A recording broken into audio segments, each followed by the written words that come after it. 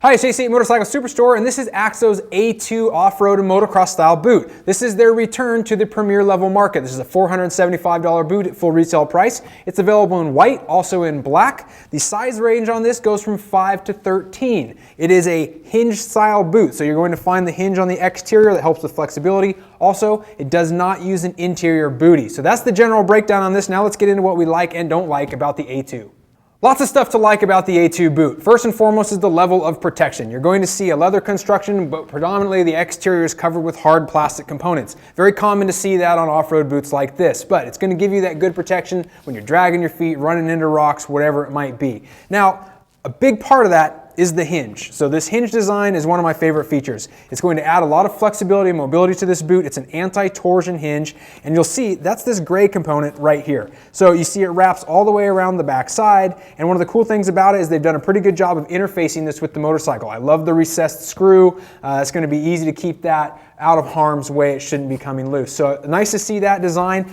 It is not the most flexible straight out of the box, but once you get it worn in a little bit, that's going to help a lot with that comfort factor and mobility. Another thing that I really like about this boot, I like the interior panel here. This big grip panel, it's nice and wide, it's tall, and it's really grippy rubber. They did a great job. It would be cool if they extended it down onto this component here as well, but I think that's going to give you great attraction on the sides of your motorcycle as well, not to mention the protection from the heat is also. So that's a good feature there. Buckles on this side of the boot are one of my high points also. These are aluminum style locking buckles. One of the cool things about that, we basically come to expect aluminum on all top level buckles like this, or all top level boots. So they seem to be pretty easy to get your fingers onto for opening and closing. We'll see, time will tell, I guess, what happens once they start packing up with mud, but good to see those additions there. It is a 4-buckle design, so you're going to get nice, robust coverage. Also, on the lowest buckle here, a lot of boots have this really large deflector, and the idea is it's going to keep roost or rocks or trailside debris, whatever, from knocking this bottom buckle loose. And they're kind of overbuilt on a lot of boots in my opinion. I love the way that this one is fairly low profile, but it's just enough. It's going to give you that deflection needed to hopefully keep this thing locked down in place.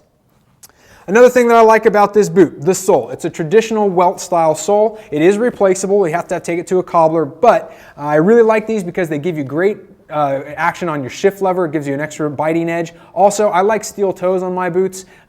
This is sort of a personal preference thing, but they do a good job with this one because it uses 4 screws along the top, and on the bottom side, 3 screws here as well. No tacks. This thing is going to stay in place. It is a replaceable component also. You'll notice the tread design. This is going to be great, easy to slip your foot off going forward, but it's going to bite and keep your foot from sliding backwards as you lean back on the bike. Another thing that's great about this boot is the inside of the sole. The insole is extremely cushiony, so it's very comfortable. When you put this thing on your foot, there's a lot of support underneath you, and it's not too dang bad to walk around in, so I like to see that as well. That's the highlights for the pros. Now let's see what some of the other features that aren't so great. Fortunately, there's not a lot in our cons list. Now, first up, this type of boot, because it's a hinge design, because it uses a lot of screws and bolts you'll see around here, it takes a little bit more maintenance. That's not really a bad thing. I mean, you just have to get used to that. A lot of boots have this type of componentry, so you got to stay on top of making sure these things are tightened down. You don't want those screws backing out.